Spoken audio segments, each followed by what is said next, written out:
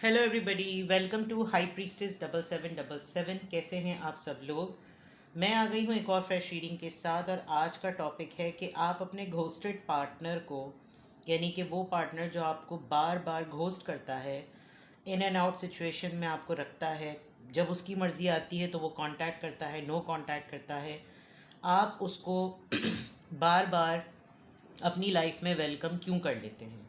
ठीक है, रिगार्डलेस आपकी लव लाइफ की सिचुएशन क्या है, यानी कि आप फियोंसे हैं, लवर्स हैं, अभी बिल्कुल नया नया क्रश लव स्टार्ट हुआ है, स्पाउस हैं, एक्स्ट्रा मैरिटल अफेयर, रिगार्डलेस आपकी सिचुएशन क्या है, आप एक अपना पार्टनर, एक ऐसा पर्सन जो कि कंटिन्यूसली आपकी लाइफ में आता है जाता है, आता है जाता है, अपनी मर्ज़ी से आता है, आपको यूज़ करता है, चला जाता है, फिर नो कांटेक्ट में चला जाता है, फिर वापस आ जाता है, आप इस पर्सन को बार बार वेलकम क्यों कर लेते हैं, यानी अपनी लाइफ में वापस क्यों ले लेते हैं। ठीक है, ये असल मसला तो आप ही का है। ठीक है, लेकिन फैक्ट्स जानने की कोशिश करेंगे कि पंगा कहाँ पर है, वजह क्या है जिसकी वजह से आप ये करते हैं। ठीक है, इसके लिए मैं विच टैरो यूज़ करूँगी, फिर मैं सिचुएशन भी चेक करूँगी, क्योंकि सिचुएशन से पता चल जाता है कि आप बार बार वही गलती क्यों दोहरा रहे हैं। ठीक है, फिर फैक्टर्स चेक करूँगी, रोमांटिक फैक्टर्स क्या हैं, और अगर कुछ और भी समझ में आया तो वो भी चेक कर लूँगी। ठीक है,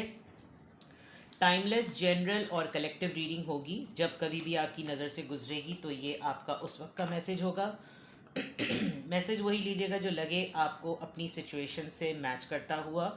टैरो में ये मैसेजेस आए हैं, सब अपने ऊपर इम्पोज मत कीजिएगा और इनकी बेसिस पर कोई फाइनल डिसीजन भी मत बनाइएगा। हमेशा अपनी प्राइवेट रीडिंग लें, मुझसे लें या किसी और से लें, और जब आपको तसल्ली हो जाए कि आपने तमाम इन्फॉर्मेशन गैदर कर ली, तभी आप किसी कंक्लूजन पर पहुँचें। ठीक है, प्राइवेट रीडिंग के लिए डिस्क्रिप्शन बॉक्स में मेरा नंबर मौजूद है। दोनों चैनल्स के लिए मेरा एक ही कॉन्टैक्ट नंबर है। आप एक सिंगल क्वेश्चन भी पूछ सकते हैं। सिंगल क्वेश्चन का आंसर मैं येस और नो में नहीं देती, बहुत डिटेल आंसर देती हूँ। तो लेकिन प्राइवेट रीडिंग्स मैंने रमज़ानों में ऑफ़ की हुई हैं। ठीक है, चलिए जनाब, आप अपने घोस्टेड पार्टनर को बार बार अपनी लाइफ में वेलकम क्यों कर लेते हैं। आप अपने घोस्टेड पार्टनर को, जो कि आपकी लाइफ में in and off, in and out, no contact, contact, हर वो चीज़ करके जाता है जिससे आपकी लाइफ उथल पुथल हो जाए, फिर भी आप उसको वेलकम क्यों कर लेते हैं। Why do you allow your ghosted partner in your life. The lovers, Gemini, Knight of Cups, Cancer, Scorpio, Pisces, Ten of Wands, Aries, Leo, Sagittarius, and the Death. Okay, बहुत ही आसान।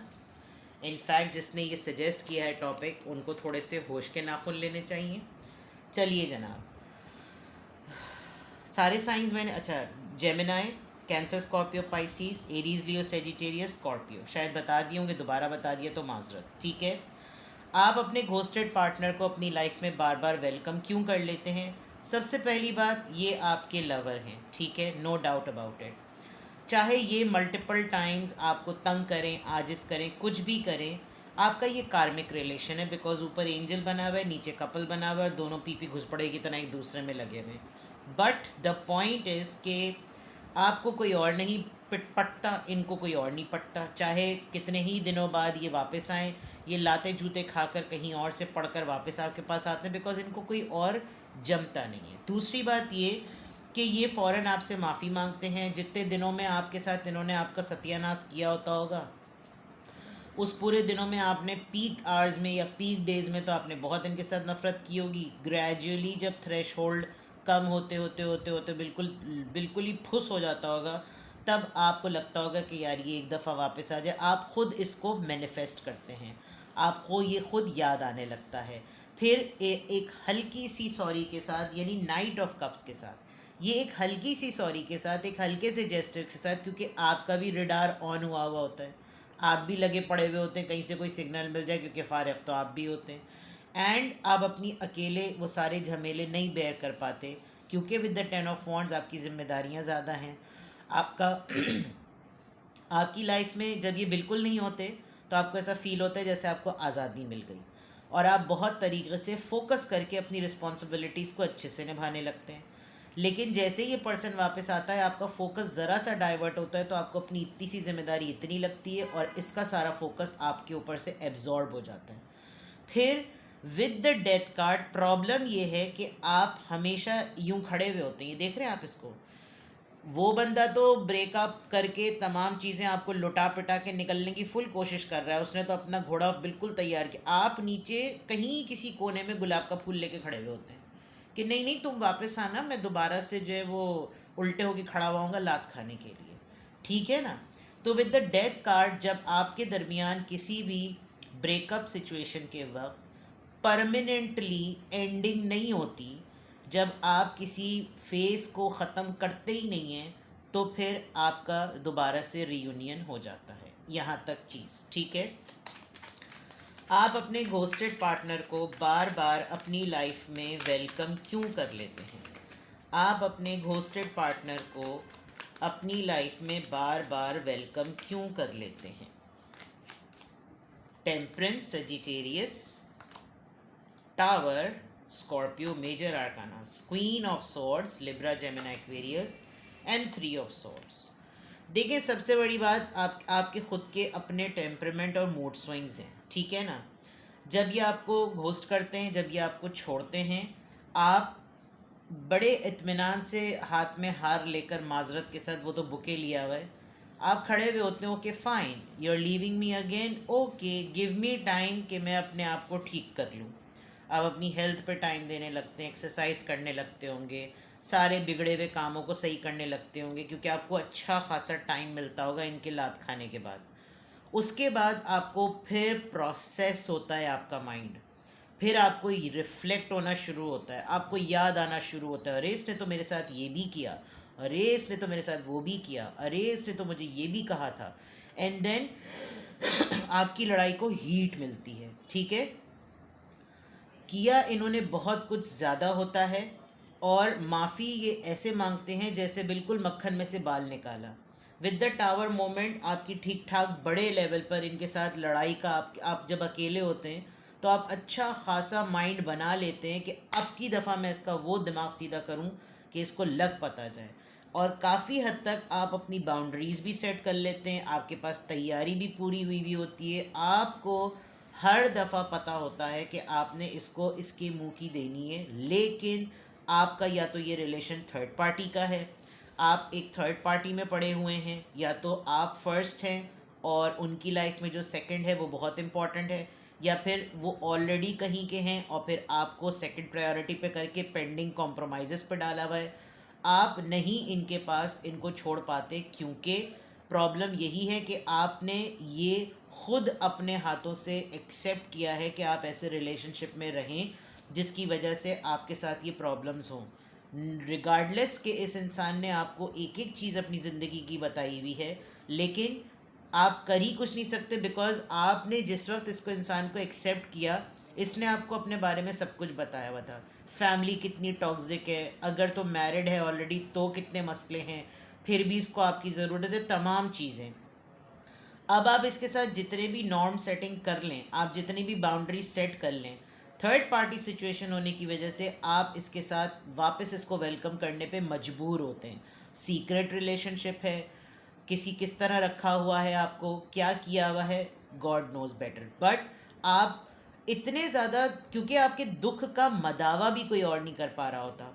अब आप देखें कि इस क्या नाम है, थ्री ऑफ सॉर्ड्स में जो दिल पे चीज़ें, उसके बाहर बहुत से दूसरे से ब्लॉसमिंग फ्लावर्स और हनी बीज घूम रही हैं, लेकिन आप अपने ऊपर दूसरों को, किसी और को आने भी नहीं देते, बिकॉज आप बिल्कुल सती सावित्री होकर जो ऐसे समझते हो कि नहीं, बस मैं तो किसी का था, मैं तो किसी से वफ़ा की थी, मेरी तो किसी से वफ़ा जुड़ी हुई है, तो बस।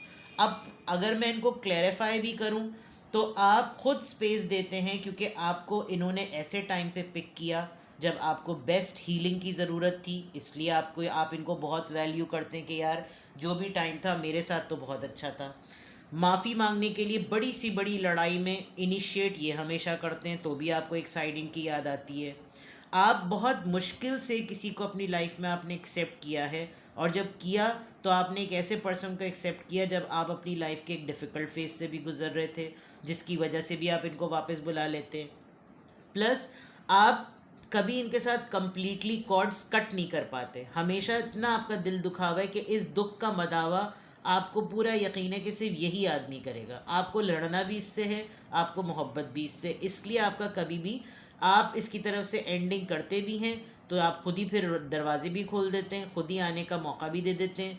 ये डेडलॉक करके जाते भी हैं, आप ओपन कर देते हैं, आप वेलकम कर दें, तो आपके यहाँ कम्प्लीटली फेज जो है वो एंड नहीं होता। ठीक है, कुछ रीजंस तो ये हैं। अब देखते हैं कि सिचुएशन क्या होती है आप लोगों के दरमियान।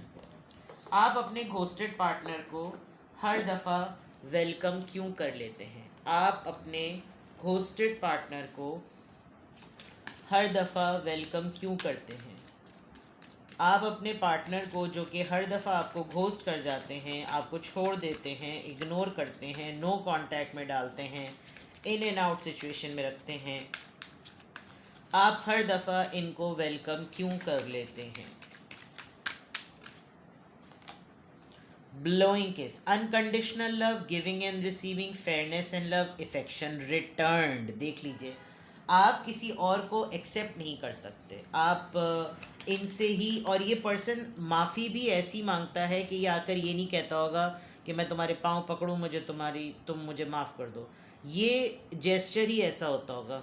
गुब्बारे के पीछे आप देख लें, चुम्मियाँ चाटियाँ हो रही हैं। ठीक, उप्स, ठीक है जनाब।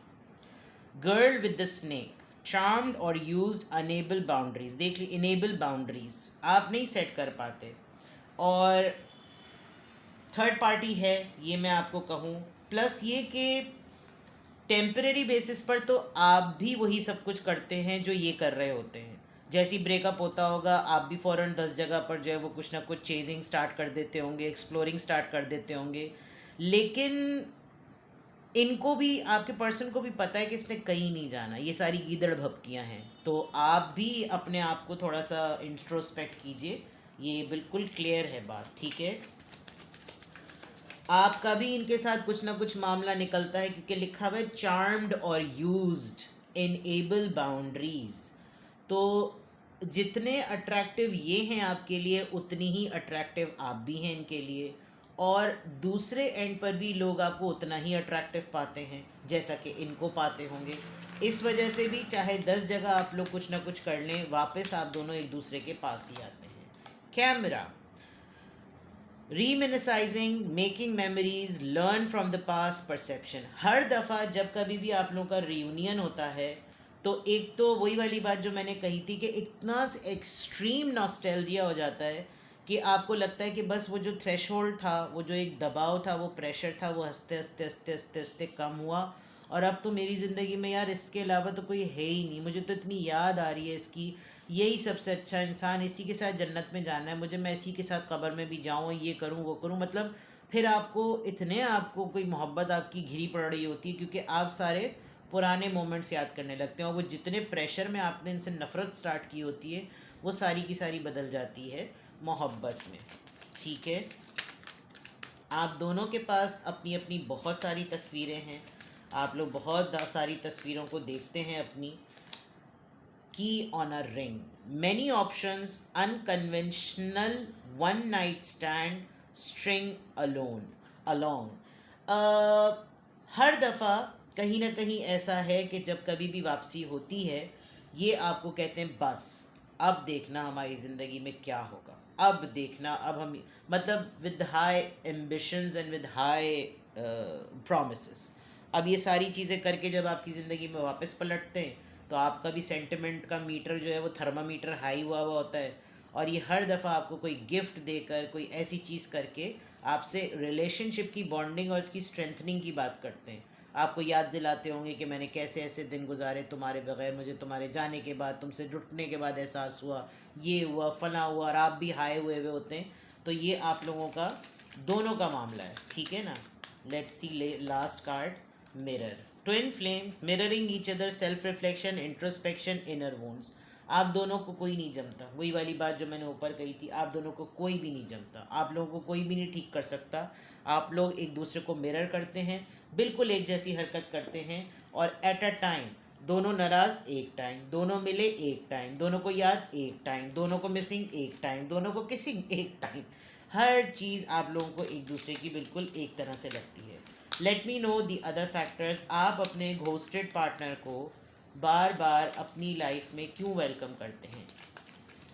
मुझे रीजंस बताइए कि ये क्यों करते हैं ऐसा, ये बार बार ऐसा क्यों करते हैं, ये बार बार ऐसा क्यों करते हैं? अट्रैक्शन, ठीक है। Honeymoon, alright. Keep an open mind, worth waiting for, कोई डिफरेंस ही नहीं है। फ्लर्ट। ऑनेस्टली स्पीकिंग, मैं आप दोनों को एक बात बहुत ओपनली, बहुत बोल्डली कहूँगी, आप दोनों एक दूसरे के साथ एक वक्त तक ही रह सकते हैं। आप दोनों को स्पेस चाहिए होती है, ठीक है। और स्पेस इस तरह चाहिए होती होगी कि आप दोनों ही को फ्लर्ट पसंद है, ठीक है। लाइट हार्टेड एनर्जी में रहना आपको पसंद है। कोई एक पर यानी there is a big issue, आप दोनों में से किसी एक को मल्टीपल पार्टनर्स रखने की भी आदत है। ये भी मैं आपको बात बता दूँ, किसी के लिए इट्स ऑल ओके कि एक टाइम में 4 लोगों से बातचीत चल रही है, ये एक गलत बात है, लेकिन है। दूसरा, बहुत अट्रैक्टिव हैं आप एट अ टाइम इनको भी और दूसरों को भी बहुत ज़्यादा अट्रैक्ट कर रहे होते हैं। इनफैक्ट जब आप दुखी आत्मा में होते हैं, जब आपका ब्रेकअप हुआ होता है, तो आप और ज़्यादा अट्रैक्टिव हो जाते हैं। क्या बात होती होगी जिसकी वजह से आप बहुत सारी ऐसी भी चीज़ें कर रहे होते होंगे जो आपने इनके साथ रहते हुए नहीं की होती होंगी। फिर होता होगा कि यार मैं अपने पार्टनर के साथ ही ये सब कुछ करूं, मैं इनके साथ ही क्यों ना कुछ करूं, जो मैं अकेले कर रहा हूं या कर रही हूं वो मैं इन्हीं के साथ क्यों ना करूं। फिर आपको गैप के दिनों में ये एहसास होता है कि यार ये मुझसे डिफरेंट है, मुझे डिफरेंस को एक्सेप्ट करना चाहिए। आप दोनों के दरमियान कोई एक ऐसा म्यूचुअल फ्रेंड ज़रूर है जो पंगे लेता है और पंगे करता है, और आप दोनों के ब्रेकअप पे टाइम पे वो ऑपोजिट जेंडर होते हुए कहीं एक जगह पर फ़ायदा ज़रूर उठाता है।